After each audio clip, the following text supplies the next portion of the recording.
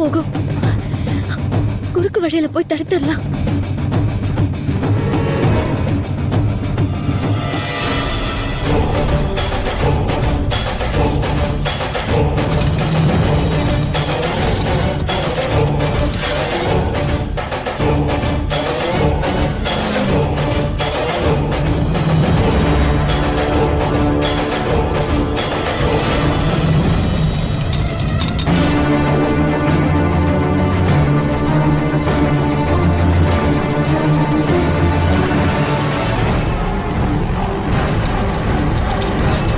எப்படி நந்தினி, உன்னால என் மேல கோச்சுக்கிட்டு என்ன பார்க்காம என்கிட்ட பேசாமலாம் இருக்க முடியுது?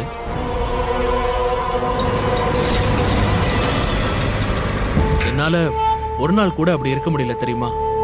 உன்கிட்ட பேசாம இருக்கும்போது எனக்கு ரொம்ப கஷ்டமா இருக்கு. எனக்கும் தான் கஷ்டமா இருக்கும். என்ன கஷ்டமா இருக்குமா?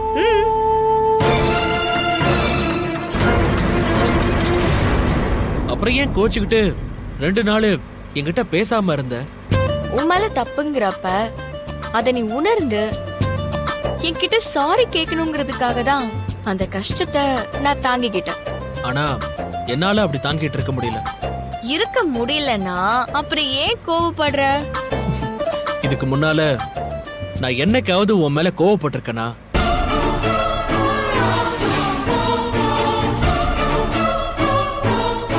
நீதான் எப்ப பார்த்தாலும் ஏதாவது சின்ன விஷயத்துக்கு கூட என் மேல கோவப்பட்டு என் கூட பேசாம இருப்ப. நான் ஒரு நாளும் உன் மேல கோவப்பட்டதே கிடையாது.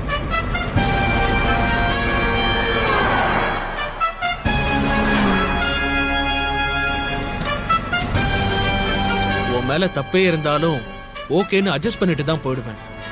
அப்போ இப்ப மட்டும் ஏன் கோவப்பட்ட? அன்னைக்கு நீ இன்டர்வியூக்கு போயே ஆகணும்னு அடம் பிடிச்சதும் எனக்கு பயம் வந்துருச்சு. என்ன பயம்? உனக்கும் தெரியும்ல, ஏற்கனவே நம்ம கல்யாணத்துல நம்ம 2 பேருக்கும் ஜாதக பொருத்தம் இல்லைன்னு ஏகப்பட்ட பிரச்சனை போயிட்டு இருக்கு.